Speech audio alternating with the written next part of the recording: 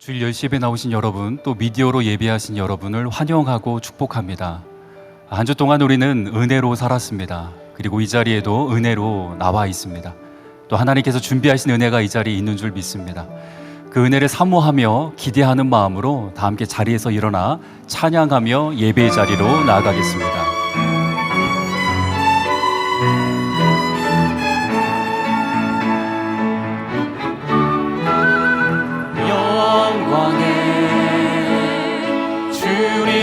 찬양하세. 모든 영광 능력 찬송 예수님께. 영광에 주님 찬양하세. 주의 백성 모두 함께 찬양하세. 손을 높이 들고 주 이름 찬양. 존귀와 영광 모두 주 예수님께. 영광에 주님 찬양하세. 죽으시고 부활하신 만왕의 왕. 죽으시고 부활하신 만왕의 왕.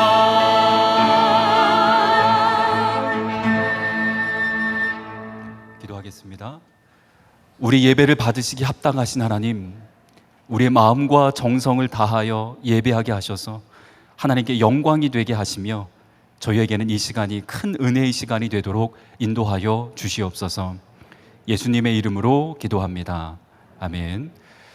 우리 다 함께 교도문 57번을 다 함께 교독하겠습니다. 여호와여, 내가 깊은 곳에서 주께 부르짖었나이다.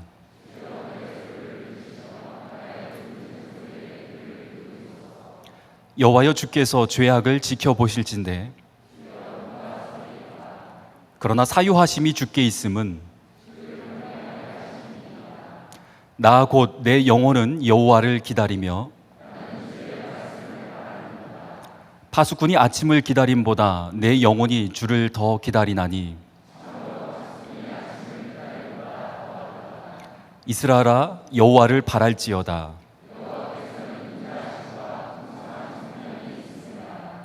그가 이스라엘을 그의 모든 죄악에서 속량하시리로다. 아멘. 다 자리에 앉아 주시기 바랍니다. 우리 다 함께 오직 주의 사랑에 매여 함께 찬양하겠습니다.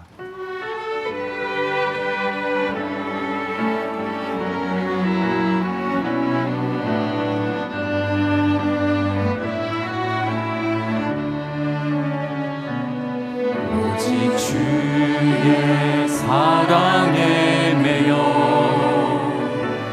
내 영 기뻐 노래합니다.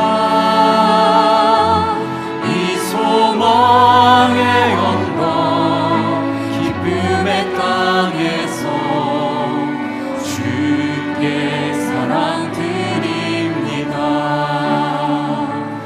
오직 주의 임재 안에 갇혀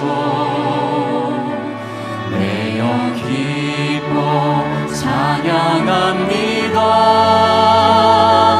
이 소명의 언덕 거룩한 땅에서 주께 경배드립니다. 주께서 주신 모든 은혜 나는 말할 수 없네. 내 영혼 즐거이 주 따르렵니다. 주께는 상 드립니다. 오직 주의 사랑에 매여 오직 주의 사랑에 매여 내 영 기뻐 노래합니다.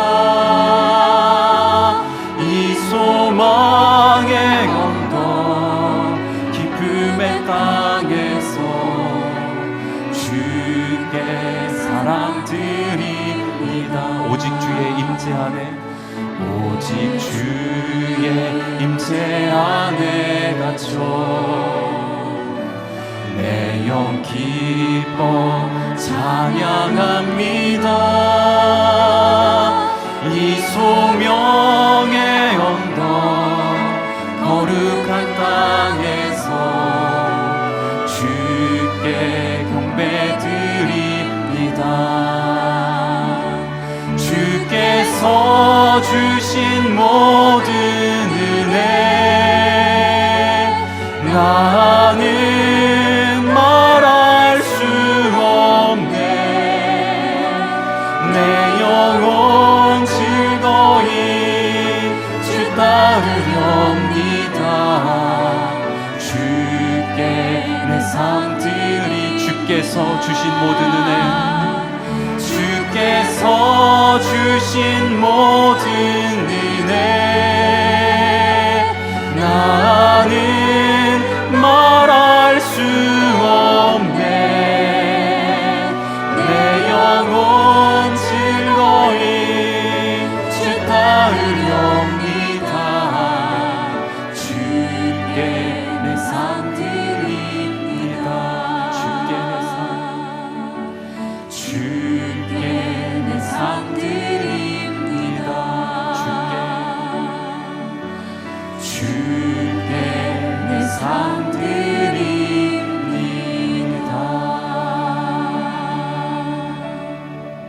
기도하시겠습니다. 참 좋으신 하나님, 한 주간 지키시고 보호하여 주셨다가 다시 귀한 자리, 예배의 자리에 동참하도록 인도하여 주시니 감사합니다. 그러나 때때로 그 은혜를 잊고 나의 의와 세상의 가치에 이끌려 살았음을 고백합니다.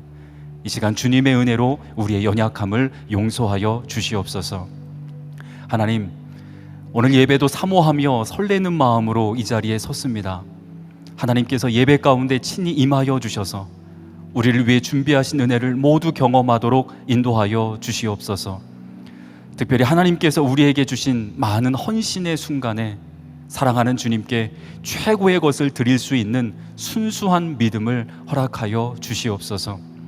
이제 하나님의 말씀을 듣습니다. 말씀을 선포하실 담임 목사님과 함께 하셔서 사람의 말이 아니라 하나님의 말씀이 되게 하셔서 말씀을 받는 모든 성도들이 가슴 뛰는 믿음의 여정을 걸어가도록 인도하여 주시옵소서. 말씀을 받고 예배당 문을 열고 이제 삶의 자리로 나아가는 모든 성도들을 축복하셔서 한 주 동안 이 말씀으로 살아내도록 인도하여 주시옵소서. 우리 예배를 받으시기 합당하신 예수님의 이름으로 기도합니다. 아멘.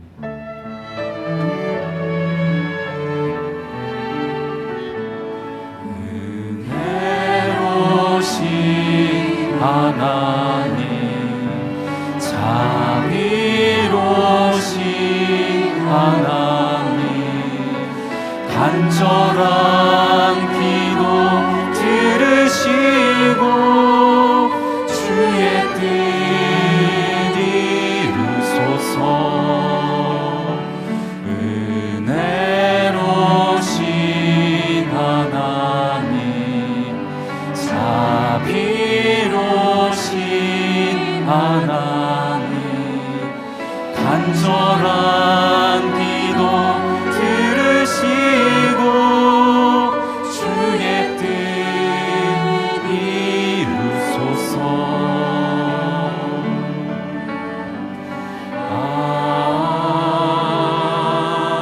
아멘.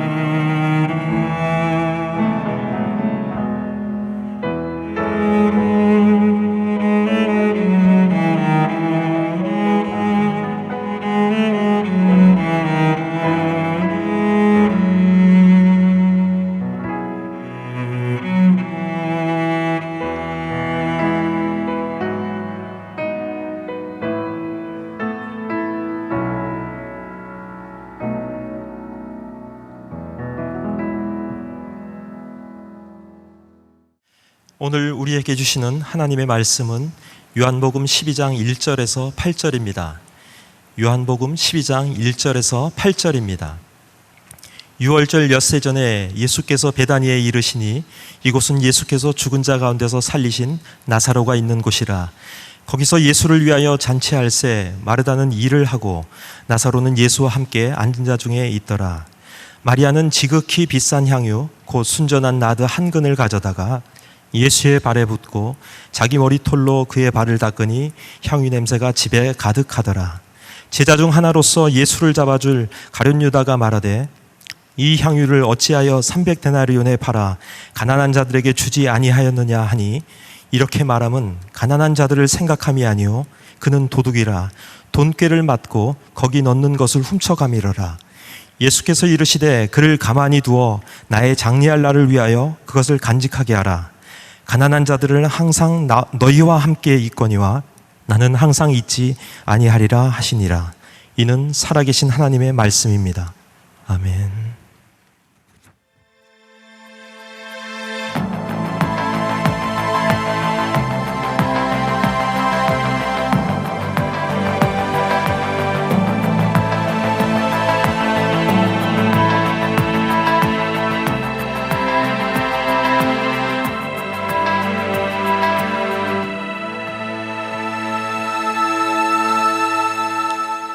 오늘 주일 10시 예배에 함께하는 여러분들 한 사람 한 사람을 주님의 이름으로 사랑하고 축복합니다. 오늘은 우리 박예슬 자매 첼로, 우리 조윤주 사목님 피아노 반주해 주셨는데 잠깐 일어나 볼까요? 우리 박수로 축복하고 격려하겠습니다. 고맙습니다. 아름다운 챔버 늘 잘 섬겨줘서 감사해요. 네. 또 보이지 않는 곳에서 여러 곳에서 섬기고 있는 여러분들 모두를 주님의 이름으로 또 축복합니다. 우리 모니터에 있는 분들도 CBS 지금 예배드리는 분들 다 같이 주님의 이름으로 사랑하고 축복합니다. 두 손을 흔들어 한번 인사하겠습니다. 시작. 주님의 이름으로 사랑하고 축복합니다. 감사합니다. 오늘 요한복음 말씀 중 10번째, 이제 거의 마지막을 향해 달려가고 있습니다. 오늘은 요한복음 12장 1절부터 8절까지에 있는 말씀을 가지고 주를 위한 곳에서 이런 제목으로 말씀을 나눕니다. 이 성경 본문을 읽으면서 여러분들에게 이런 의문이 들어야 이제 마땅한 일인데 이런 의문이 들었을까 몰라요. 제가 요한복음 쭉 여러분들과 함께 나누면서 이 요한복음 말씀 12편은 공간복음, 마태, 마가, 누가, 요한복음 중에 요한복음에만 나오는 말씀입니다. 이런 얘기를 기억하시나요? 자, 그런데 오늘 이 이야기가 요한복음에만 있나요? 네, 이런 의문이 좀 들어야 정상인데 그냥 제가 알아서 하겠습니다. 네. 자, 오늘 이 말씀은 아주 유명한 요한복음 11장에 있는 나사로를 살리신 그런 기적의 이야기 다음에 나오는 말씀입니다. 자, 요한복음 12장 2절이 이렇게 되어 있죠. 거기서 예수를 위하여 잔치할새 마르다는 일을 하고 나사로는 예수와 함께 앉은 자 중에 있더라. 거기서가 어디일까요? 나사로를 살리셨던 바로 그곳에서 예수님은 죽은 나사로를 살리셨던 그 자리에서 잔치 자리에 계신 거예요. 그리고 오늘 이 시간은 바로 유월절을 앞에 놓고 예수님이 십자가를 지시기 전에 일어났던 일입니다. 자, 그런데 이와 비슷한 이야기가 마태복음과 마가복음에도 있어요. 자, 마태복음 26장 6절부터 7절까지 말씀 우리 같이 한번 봉독해 봅니다. 시작. 예수께서 베다니 나병 환자 시몬의 집에 계실 때에 한 여자가 매우 귀한 향유 한 옥합을 가지고 나와서 식사하시는 예수의 머리에 부으니. 자, 마가복음 14장 3절과 4절 말씀도 같이 봅니다. 시작. 예수께서 베다니 나병 환자 시몬의 집에서 식사하실 때에 한 여자가 매우 값진 향유 곧 순전한 나드 한 옥합을 가지고 와서 그 옥합을 깨뜨려 예수의 머리에 부으니 어떤 사람들이 화를 내어 서로 말하되 어찌하여 이 향유를 허비하는가. 자, 마태복음과 마가복음에는 예수님께서 나병 환자 시몬의 집에서 식사를 하셨다라고 기록이 되어 있습니다. 또한 이 세 복음서는 동일하게 한 여인이 예수님께 향유를 부었다라고 되어 있어요. 마태복음과 마가복음에는 여인이 예수님의 머리에 향유를 부었다면 오늘 요한복음은 예수님의 발에 향유를 부었다라고 되어 있어요. 마태복음과 마가복음에는 예수님께 향유를 부은 여인의 이름이 나와 있지 않은데 요한복음에는 누구라고 나와 있어요? 마리아라고 되어 있어요. 또 예수님께 향유를 부었던 이 여인에 대하여 비난하고 있는 사람의 이름이 마태복음과 마가복음에는 나오지 않는데 요한복음에는 유독 누구라고 나와 있어요? 가룟 유다라고 되어 있습니다. 자, 여기서 두 가지 추론이 가능할 것 같아요. 한 가지는 같은 사건을 기록하고 있대 조금 다르게 표현하고 있다라고 생각하든가, 또 하나는 비슷한 사건이 두 개가 일어났구나라고 볼 수 있는 겁니다. 제가 오늘 이 말씀을 본문으로 택한 이유는 이 말씀은 동일한 사건이 아니라 요한복음에만 있는 사건이다라고 생각했기 때문에 오늘 본문을 택한 겁니다. 막 이런 의문도 들고 막 이래야 이게 재밌는데.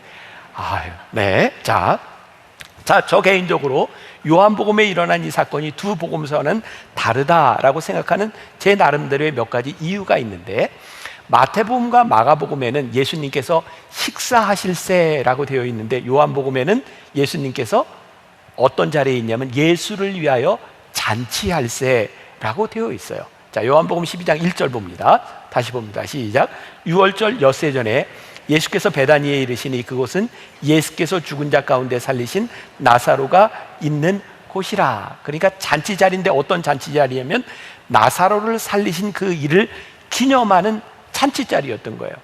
그러니까 제가 마태복음하고 마가복음하고 완전히 다른 사건이다라고 생각하는 이유 중에 하나는 나사로를 살리신 잔치를 왜 시몬의 집에서 하겠습니까? 공감해 주세요. 네, 그래서 이것은 다른 사건일 수 있겠다. 또 하나, 마태복음과 마가복음에는 분명히 어떻게 나오냐면 이틀이 지나면 유월절이다 라고 되어 있는데 요한복음에는 유월절 엿새 전이다 이렇게 명시되어 있습니다. 또한 아까 이야기한 것처럼 나사로와 마리아와 마르다라고 하는 이름이 분명하게 등장한 것으로 봐서 이것은 별개의 사건으로 보는 것이 맞겠다. 자, 여기까지 저와 함께 지금 잘 따라오고 계시죠? 자, 여기에 이제 주를 위한 이 자리, 이 주님을 위한 잔치 자리가 벌어지고 있는 상황이에요. 자, 여러분, 주님을 위하여 잔치를 벌렸다. 이것이 여러분들에게 어떤 느낌이 드나요? 정말 낭만적인 그런 잔치 자리였을까요? 그런데 이 자리는, 잔치를 베푸는 이 자리는 결코 낭만적인 자리가 아니었던 것 같아요. 저는 이 자리가 굉장히 결연한 자리였을 것이다 라는 생각이 들어요. 자, 요한복음 11장에 예수님께서 죽은 나사로를 살리신 장면이 있고, 그리고 요한복음 12장에 잔치가 벌어지고 있어요. 죽은 나사로를 살린 다음에 어떤 일이 일어났는가? 요한복음 11장 53절과 54절을 같이 봅니다. 재밌죠? 성경이 이렇게 연결이 되는 거예요. 재밌게. 자, 53절 54절 다 같이 시작. 이날부터는 그들이 예수를 죽이려고 모의하니라. 그러므로 예수께서 다시 유대인 가운데 드러나게 다니지 아니하시고 거기를 떠나 빈들 가까운 곳인 에브라임이라는 동네에 가서 제자들과 함께 거기 머무르시니라. 그날부터, 언제부터? 나사로를 살리신 그날부터 사람들이 예수님을 죽이려고 모의하니라.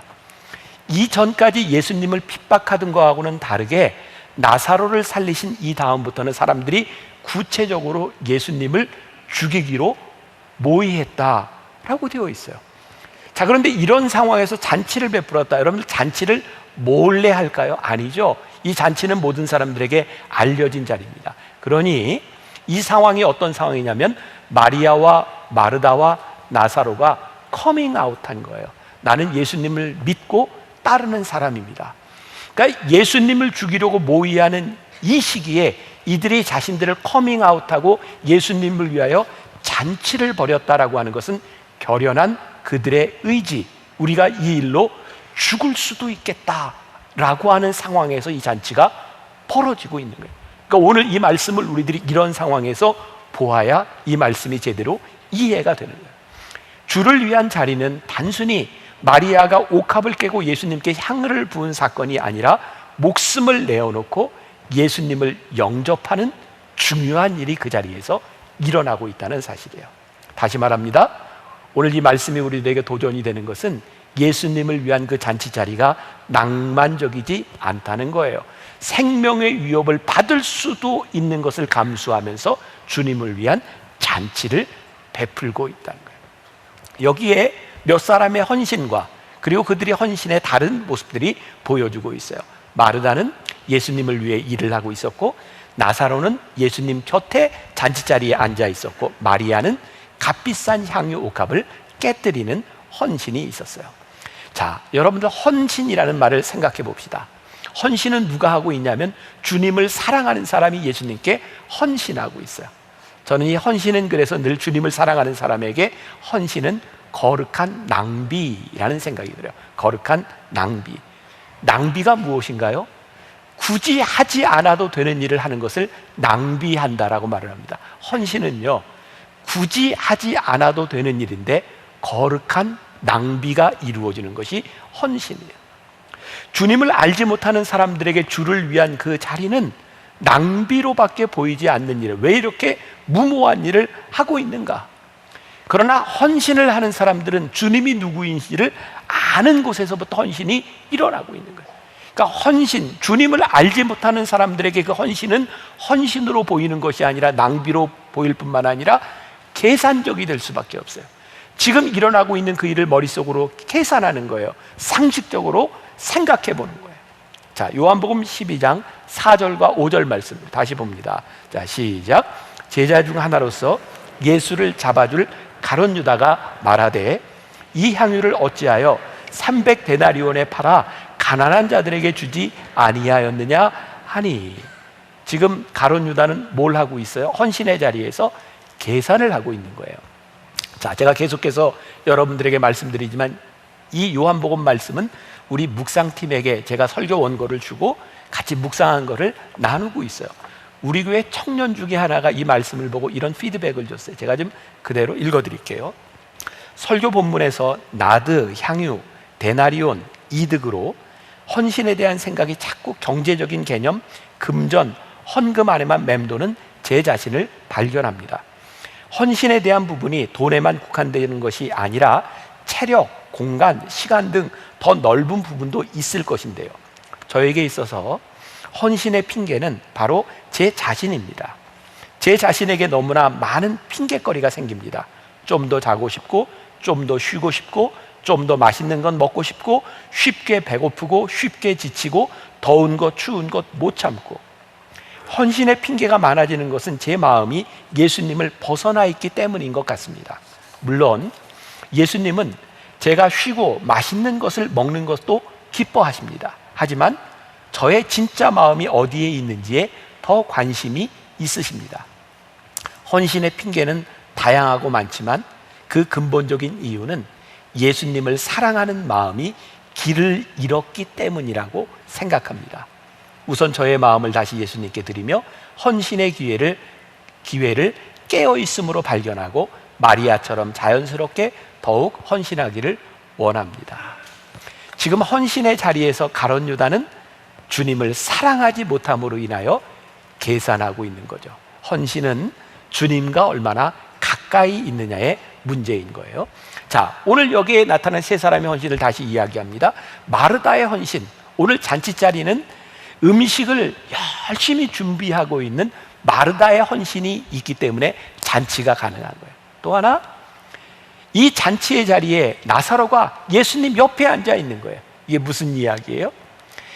예수님께서 나사로를 죽음에서 구해 주셨는데 이제 다시 예수님 옆에 앉아서 잔치를 치른다고 하는 것은 예수님 때문에 다시 죽을 수도 있다는 그 자리에 나사로가 앉아 있는 거예요. 여기에 마리아의 헌신, 어떤 헌신이에요?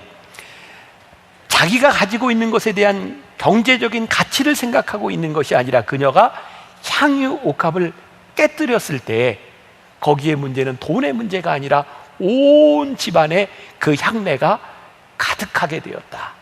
이 헌신들이 모여져서 지금 잔치가 이루어지고 있어요. 돌아가신 오카는 목사님, 그분이 설교하시는 중에 사랑의 헌신에 대하여 설명하신 부분이 있는데 제가 듣고 이렇게 마음에 와 닿는 부분들이 있어서 조금 정리를 해보았습니다. 제가 그대로 좀 읽어드릴게요. 주를 위한 자리에서 마리아는 최고의 것을 주님께 드렸다는 것에 먼저 주목하면 좋겠습니다. 익히 아는 것처럼 300데나리온이라는 돈은 한 사람의 노동자가 1년 동안 벌 수 있는 정도의 가치를 가지고 있습니다. 오늘날로 이야기하면 약 3천만 원 정도 가치를 가진 돈이 될 것입니다. 오카노 목사님 돌아가시기 전에 쓰신 거니까 지금으로 이야기하면 한 5천만 원쯤 될 것 같아요. 그런데 그것을 단숨에 깨뜨려 예수님의 발에 부었습니다. 왜일까요? 사랑은 값을 묻지 않습니다. 값을 묻는 순간 계산적일 수밖에 없는 것이죠. 가룟 유다의 문제는 그 돈으로 계산을 하고 있었다는 것이죠. 그리고 그 안에서 자신이 취할 수 있는 이득을 생각하고 있었던 것이죠. 종종 듣는 이야기입니다. 젊은 커플들이 결혼을 준비하다가 마음에 상처를 입는 경우가 있습니다. 혼수품, 결혼 예물을 준비하려고 함께 물건을 보러 갔는데 예상했던 것보다 훨씬 비싼 경우 좀 더 싼 곳을 찾게 되는 상황입니다. 아예 처음부터 싼 곳에 갔으면 상처받을 일은 없을 텐데 계속해서 좀 더 싼 곳에 가보자 라고 말을 한다면 상대방이 마음에 상처를 받기 시작할 것입니다. 도대체 이 사람의 마음속에 나는 어느 정도 가치가 있는 사람인가? 이 말을 오해하지 않았으면 좋겠습니다. 사랑하니 무조건 질러라 이런 말이 아닙니다. 상대방이 자신을 경제적 가치로 생각하는 것에 대해 상처를 받을 수 있다는 말입니다. 예수님은 언제 우리들에게 상처를 받으실까요? 우리들이 주님을 경제적 가치로 생각할 때 우리 주님도 우리 때문에 상처를 받으실 수 있겠다는 생각이 듭니다. 예수님께서는 마리아가 하는 행동을 막지 않으셨습니다. 오히려 그녀가 하고 있는 이 일을 간직하고 기념하라고 말씀해 주고 계세요. 사랑의 헌신은 무리한 요구를 하는 것이 아니라 당연히 받아들일 수 있는 마음이라는 생각이 들어요. 예수님께서 마리아의 마음과 그 진심을 모르셨다면 어떻게 마리아가 하고 있는 행동을 예수님이 그대로 받아들이셨겠습니까? 예수님이 마리아의 헌신을 받아들일 수 있는 것 역시 예수님께서 그 헌신의 의미를 잘 알고 계셨다는 거예요. 제가 목회를 하면서 저에게 종종 이렇게 곤혹스러운 일들이 있어요. 뭐냐면 제가 이렇게 설교를 하는 사람이다 보니까 이 설교를 통해서 은혜를 받는 사람들이 있어요. 근데 사실은 이 말씀과 하나님께 집중해야 되는데 제가 하는 설교를 통해서 은혜를 받으면 교인들은 저한테 뭔가를 해주고 싶어 해요. 그때가 참 이렇게 곤혹스러운 거죠. 그런데 그게 정도가 어느 정도까지 가냐면 우리 목사님에게 해주고 싶은 게 우리 목사님은 이 세상에서 제일 좋은 차를 타야 돼. 목사님은 제일 좋은 옷을 입어야 돼. 목사님은 이 세상에서 제일 많은 월급을 받아야 돼. 막 이렇게 막 이야기하고 저에게 막 목사님에게 해주고 싶다 이런 마음들, 그 마음들을 이해는 하고 있지만 목회자가 하나님께 돌아가야 될 영광을 가로챈다면 그때부터 사이비로 들어서는 지름길인 거예요. 근데 여기에서 갈등들이 생기는 거예요. 뭐냐면 저분의 마음속에 있는 헌신과 그 마음을 제가 어디까지 받아야 되는가라는 부분들이죠. 지난주에 제가 이 말씀을 계속 매일 새벽마다 이렇게 묵상하고 이렇게 다니다가 저에게 있었던 일이에요. 어떤 분이 제가 마트에 제 아내하고 같이 마트에 갔을 때 다 이렇게 마스크를 쓰고 있으니까 얼굴이 잘 구분이 안 될 텐데 한 분이 저에게 이렇게 인사를 하면서 목사님 그러면서 죄송해요 이런 표현을 저 목사님 팬이에요. 그러면서 막 전화번호를 적어주면서 여기를 꼭 오세요. 제가 이렇게 카페를 하고 있는데 목사님한테 꼭 식사를 대접하고 싶어요. 그런데 오기 전에 꼭 전화를 먼저 해주셔야 돼요. 근데 제가 또 뭐 그렇게 우리 교인도 아니고 아는 사람도 아닌데 가서 제가 밥 얻어먹으러 이렇게 전화하고 갈 정도의 또 그런 사람은 또 아니거든요. 그래서 이제 그분이 하도 이제 간곡하게 이런 말씀을 하셨기 때문에 아마 이 설교를 지금 듣고 계실 거예요. 우리 교회 예배를 늘 이렇게 유튜브로 이렇게 보는 분이니까. 제 아내하고들이 가는 길에 그냥 잠깐 들려서 차라도 한 잔 마시고 갔으면 좋겠다라고 들렸을 때 이분이 왜 미리 전화를 하라고 했는지를 알았어요. 그 카페는 이렇게 식사를 이렇게 온전히 이렇게 내어주는 카페가 아니라 그분이 준비해야만 줄 수 있는 그런 카페였어요. 가서 이렇게 이야기하는데 그분이 너무 반가워하는 거야. 우리 남편이 여기 같이 있었으면 참 좋을 텐데 우리 남편이 같이 올 수가 없어요. 죄송해요. 그러면서 남편한테 전화를 걸어가지고 갑자기 저한테 연결을 했어요. 남편은 제가 받았는지 모르고 제가 김병삼 목사입니다. 그랬더니 그 남편이 받자마자 울기 시작하는 거예요. 목사님, 너무 반가워요. 진짜 그분의 마음속에 저에 대한 그런 사모하는 마음이 있었던 것 같아요. 그 가게에 한 5년 전에, 4, 5년 전에 저와 함께 찍었던 사진이 거기 붙어 있어요. 제가 기억을 못하지만 집회에 와서 저하고 함께 사진을 찍었던 거예요. 저에게 이렇게 음료를 만들어주고 이렇게 대접을 하는데 손님들이 계속 들어오는 거예요. 근데 제가 그때 참 주책 없이요, 그 바쁜 중에 그분한테 이렇게 얘기해서, 집사님, 그 메뉴에 보니까 거기 핫도그도 있는데 하나 주세요. 이제 그 바쁜 와중에 핫도그를 만들어 가지고 제가 대접을 받았어요. 제가 왜 그런 행동을 했는가? 이 말씀을 묵상하고 있었기 때문이에요. 지금 저분이 가지고 있는 마음을 제가 가장 잘 받을 수 있는 것은 그분에 대한 배려가 아니라 힘든 가운데도 제가 기쁘게 받을 수 있는 마음이었겠다. 제가 이 말씀을 묵상하면서 잠깐이나마 그분에게 그분의 헌신을 제가 기쁘게 받을 수 있는 것이 무엇인지를 생각해 보았어요. 여러분, 이러한 관계들은 전혀 계산적이지 않습니다. 상식적이지 않습니다. 오늘 여기에 일어난 이 일은 그 여인의 마음과 그 여인의 마음을 받으시는 주님의 마음을 우리들이 이해할 때 이 부분이 우리들에게 와 닿을 수 있는 거예요. 한 가지 분명한 것은 최고의 헌신이라고 하는 것은 최고의 사랑에 대한 반응이라는 거죠. 이 여인이 주님께 최고의 헌신을 드릴 수 있었던 것은 주님께 받은 사랑으로 인하여 이 여인이 주님께 최고의 헌신을 드리고 있는 거예요. 자, 그럼 우리가 여기에서 상상을 한번 해보죠. 이 상황을 상상해 보죠. 이 여인이 300데나리온이나 하는 이 향유를 예수님의 발 앞에서 깼어요. 그리고 그 향유를 예수님의 발에 부었어요. 그때 이 여인의 표정이 어땠을까요? 딱 깨는 순간 헌신은 헌신이고 아까워, 이런 표정이 들었을까요? 이 여인에게 얼마나 기쁜 행복한 표정이 이 여인의 마음에, 이 여인의 얼굴에 나타났을까요?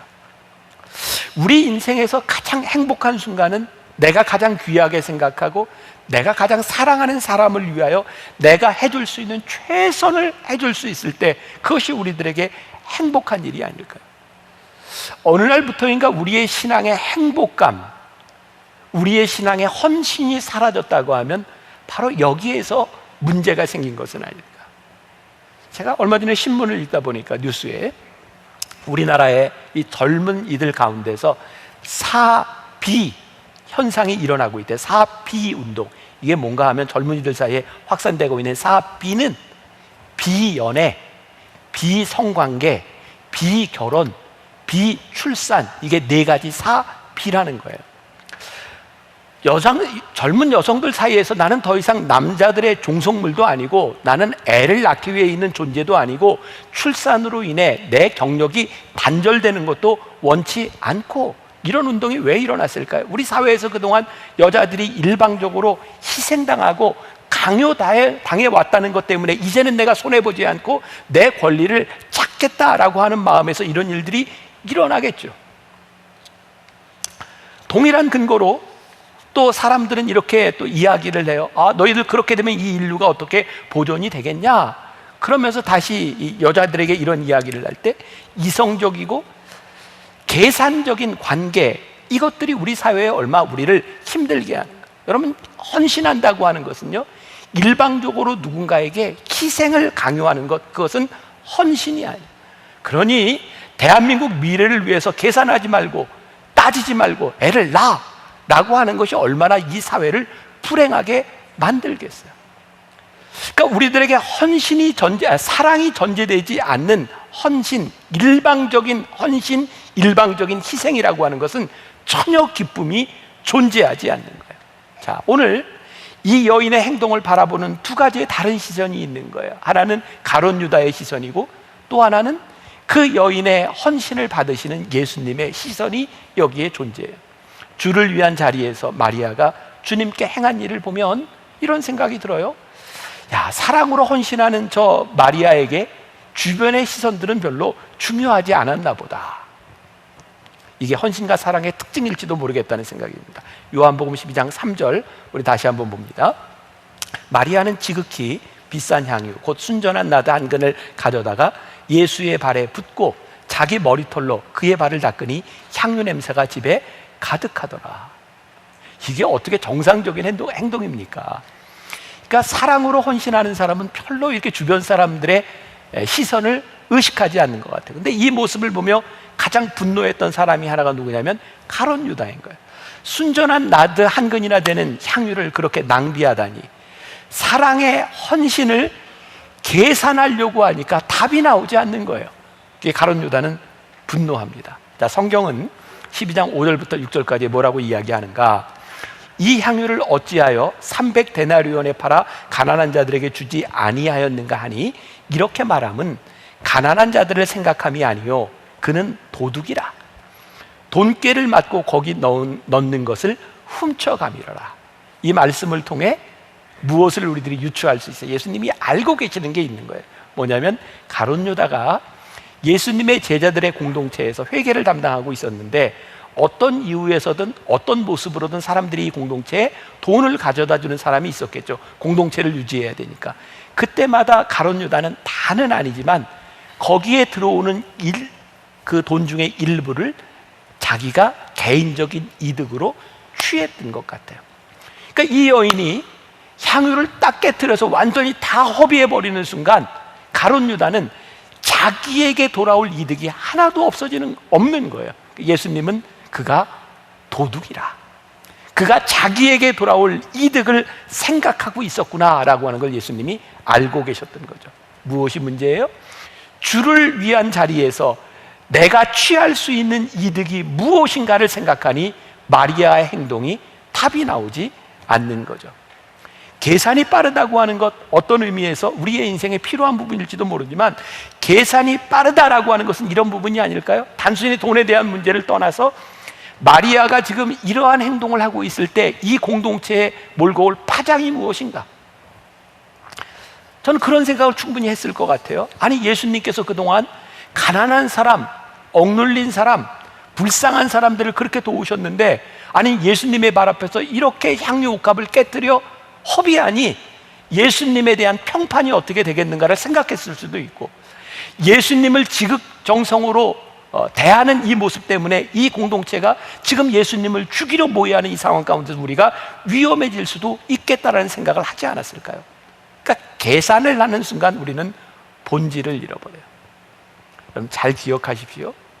우리의 신앙이 계산적으로 되기 시작하는 순간 우리는 굉장히 중요한 신앙의 본질을 잃어버려요.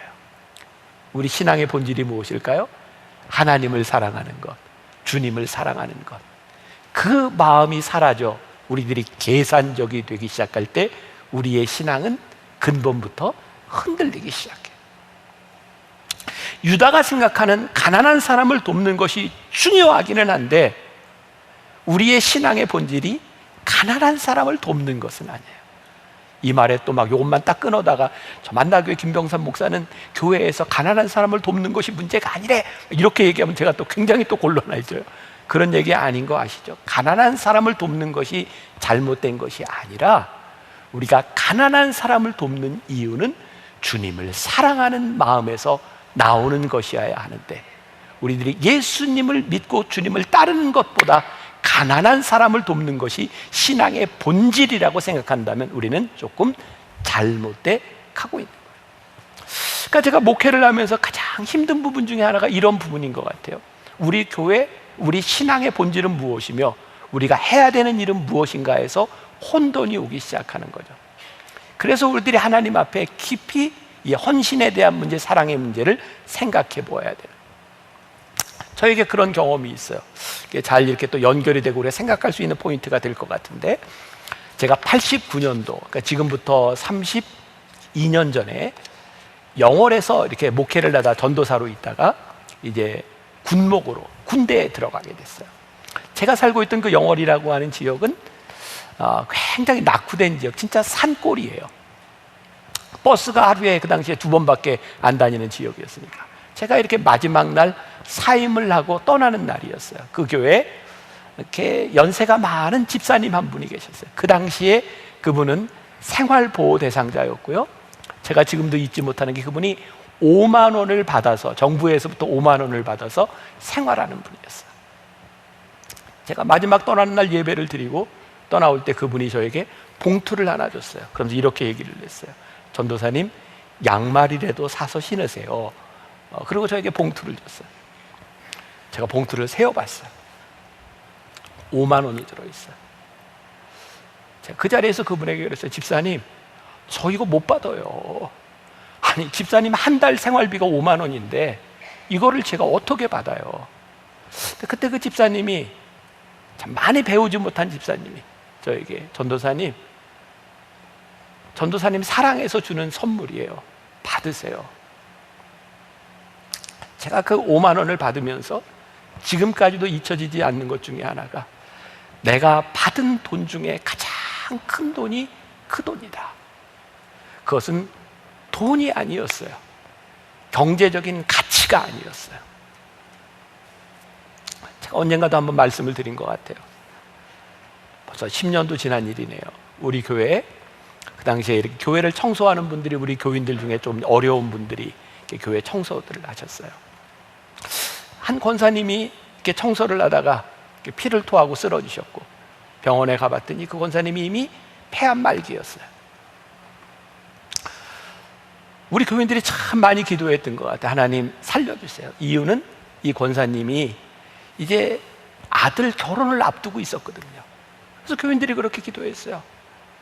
하나님, 이 결혼식 마칠 때까지 하나님 살려주세요. 병원에서 퇴원을 했고, 그렇게 또 이렇게 청소를 하시고 이렇게 오고 가는 중에 저에게 찾아오셨어요. 그리고 저에게 이렇게 얘기했어요. 목사님, 우리 아들 결혼이 얼마 안 남았는데 주례비예요. 목사님, 우리 아들 결혼 주례해 주세요.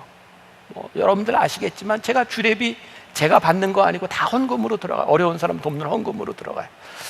제가 개인적으로 받는 거 아니에요. 그러나 제가 그 봉투를 받았을 때 그분에게 이렇게 얘기해서, 권사님, 이렇게 안 하셔도 제가 결혼 주례 잘 할 테니까 염려하지 마세요. 가져가세요. 그분이 저에게 이렇게 얘기했어요.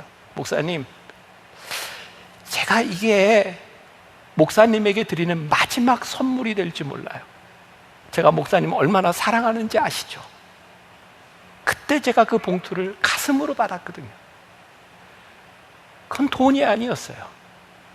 그분의 사랑이 저에게 느껴지는 거였어요. 사랑이라고 하는 것은, 우리들이 누군가에게 사랑으로 인하여 헌신할 수 있다는 것은 절대로 돈으로 계산될 수 있는 부분이 아니에요. 그것은 굉장히 다른 가치를 가지고 있는 일이에요. 오늘 저는 우리 교회에, 우리의 신앙의 가장 큰 비극은 이 가치를 잃어버렸다는 거예요. 우리가 너무나 계산적이 되었고 우리의 가슴에 뜨거운 사랑을 잃어버렸다는 거예요. 자, 요한복음 12장 7절과 8절 말씀 보세요. 예수께서 이르시되 그를 가만두어 나의 장래할 날을 위하여 그것을 간직하게 하라. 가난한 자들은 항상 너희와 함께 있거니와 나는 항상 있지 아니하리라 하시니라. 이 여인이 향유 옥합을 깨뜨렸을 때 예수님은 거기에 어떤 경제적인 가치, 경제적인 의미를 부여하신 것이 아니라 예수님께서 말씀하시되 그녀의 헌신을 그대로 내버려 두어라. 지금 저 여인이 나의 장래할 날을 위하여 이 일을 하고 있으니 그것을 간직하게 하라.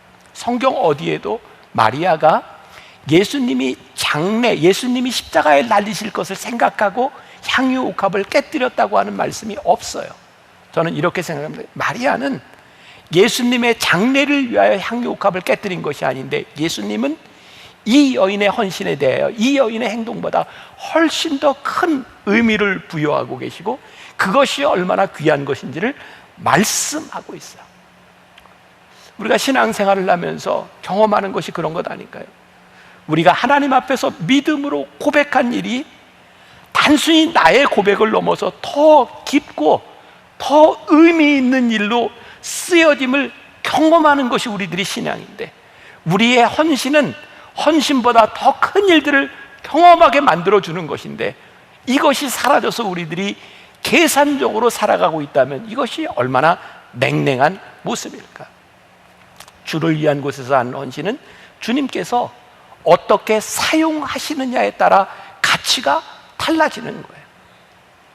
우리 오병이어의 기적을 알고 계시죠?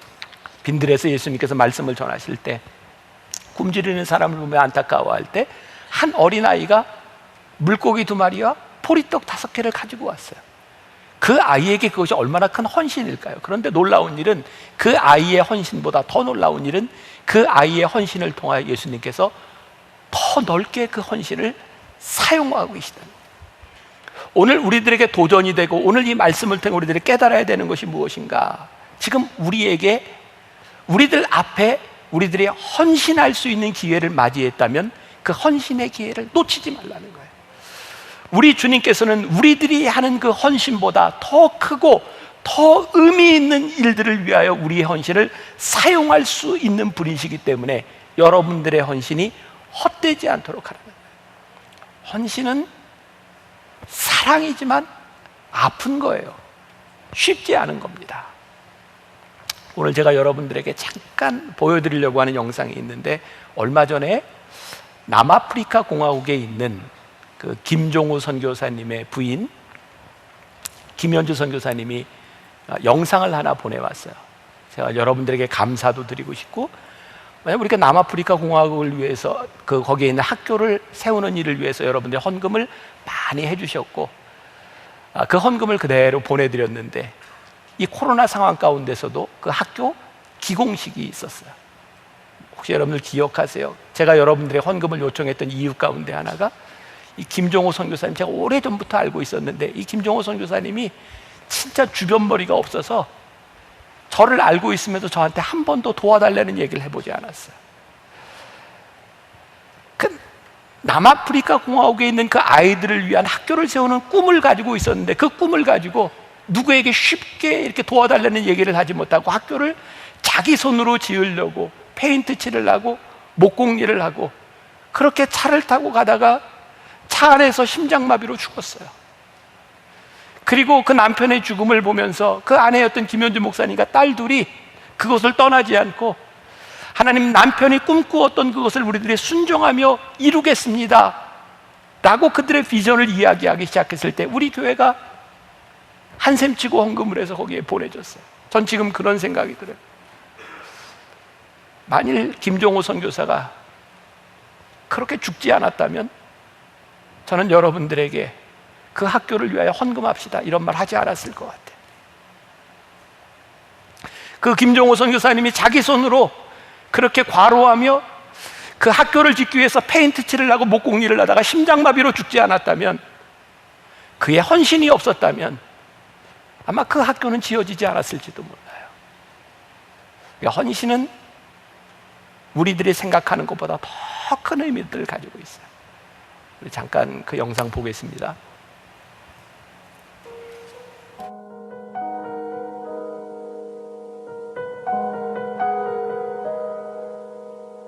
우리는 이 농장을 10년 전에 구입했습니다. 그때는 지금처럼 깨끗하지도 않았지요. 쓰레기 더미가 있고 못생긴 나무들로 가득했답니다. 그러나 김종우 선교사는 농장 구석구석에서 앞으로 일어날 일에 대해서 나누었습니다. 우리는 쓰레기 더미 사이에서 눈을 감고 꿈을 키웠습니다. 눈을 감으면 건물이 보이기 시작했고 아이들의 웃음소리도 들을 수 있었습니다. 김종우 선교사가 나누었던 꿈은 그의 꿈이 아니라 하나님의 꿈이었습니다. 그렇게 우리는 이 땅에 서 있을 때마다 눈을 감아야만 했습니다. 오직 믿음의 눈으로만 볼 수 있었기 때문입니다. 눈을 감고 나누었던 그 기도와 그 열정이 아직도 생생합니다. 그런데 오늘부터는 눈을 감지 않아도 다 볼 수 있게 되었습니다. 오늘은 그가 늘 말했던 꿈이 현실로 나타나기 시작한 순간입니다. 김종호 선교사는 보이지 않는 꿈을 향해 걸었습니다. 헛된 꿈이라고 손가락질을 당해도 그는 꿈을 포기하지 않았습니다. 그랬기에 우리는 지금 보이는 꿈과 함께 이 길에 서 있습니다. 건축이 시작된 고등학교와 이곳에서 꿈을 꾸며 자라갈 남아공의 다음 세대를 위해서 계속해서 기도해 주시기 바랍니다. 꿈의 땅, 꿈의 길에 함께 서 있는 여러분을 사랑합니다. 그리고 하나님의 꿈을 이루실 하나님의 신실하심을 찬양합니다. 안녕하세요. 드디어 고등학교 건축이 시작되었습니다. 아무것도 보이지 않았던 10년 전부터 걸어온 걸음이 우리를 있게 했습니다. 저도 지금 제가 걷고 있는 이 순종의 걸음이 분명히 10년 뒤에는 하나님의 위대한 일에 아주 작은 밑거름이 될 것을 믿습니다. 새 생명을 주신 분들도 순종의 걸음을 결단해 봅니다. 오늘 걸은 순종의 작은 걸음이 정말 우리 인생에서 가장 찬란하게 빛나는 그런 헌신의 순간이 되기를 소원합니다. 우리의 작은 순종에도 기뻐하실 하나님을 찬양합니다. 한 선교사의 죽음을 통해 다음 세대가 세워지고 또 여러분들이 그것을 바라보며 한샘 치고 헌금해 주셔서 너무 감사하고 그 헌금이 잘 쓰여지게 된 것도 너무 감사하고 오늘 여러분들의 그런 부탁을 드리고 싶어요. 여러분들의 삶에 여러분들에게 주어진 헌신의 기회를 놓치지 마세요. 하나님은 여러분들의 헌신을 헌신보다 더 큰 의미와 더 큰 능력으로 역사하시는 그런 분임을 믿으며 여러분들 삶에 주어진 헌신의 시간들이 복되기를 주님의 이름으로 간절히 축원합니다. 우리 한번 오늘 말씀을 생각하면서 주가 일하시네 우리 함께 찬양하겠습니다.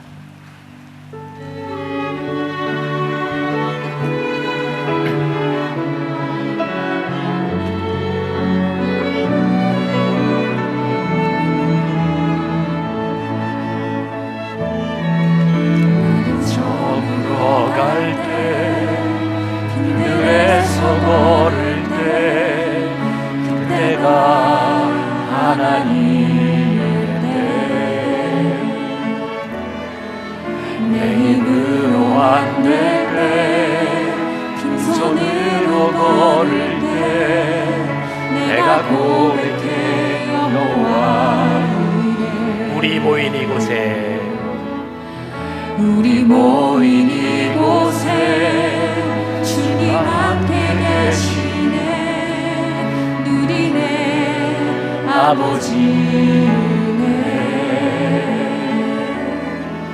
작은 떡과 물고기 내 모든 걸 드릴 때 모두 고백해 여호와 주가 일하시네 주가 일하시네 주가 일하시네 주께 아끼지 않는 자에게 주가 일하시네 주가 일하시네 신뢰하면 얻는 자에게 주가 일하시네 주가 일하시네 주가 일하시네 주께 아끼지 않는 자에게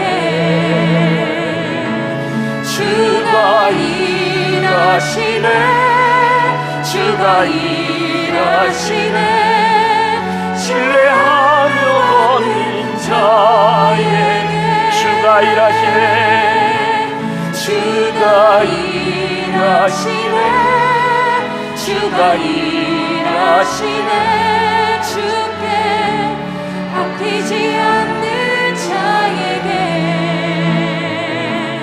주가 일하시네 주가 일하시네 신뢰하는 없는 자에게 우리가 찬양을 하나 더 불렀으면 하는데요. 오직 주의 사랑에 매여 오늘은 이 찬양을 하면서 우리가 주님의 사랑을 생각하며 여러분들의 삶에 주어진 헌신의 순간들이 있을까요? 여러분들에게 주어지는 헌신의 기회들이 있을까요? 헛되이 하지 마십시오. 여러분들의 헌신이 주 안에서 아름답게 쓰임받을 수 있기를. 오늘은 축도로 예배를 마치지 않겠습니다. 이 찬양하면서 여러분들 마음에 주어진 헌신의 기회들, 우리들이 잃어버렸던 냉랭한 마음들 회복되기를 소원하고, 찬양하면서 우리 기도하고 또 말씀 생각하며 기도하고 자유롭게 돌아가면 좋겠습니다.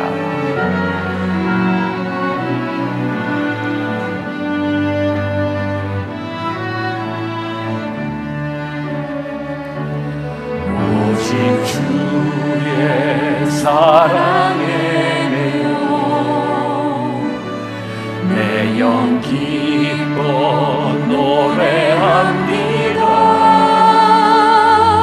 이 소망의 언덕 기쁨의 땅에서 주께 사랑 드립니다. 오직 주의 임재 안에 갇혀 오직 주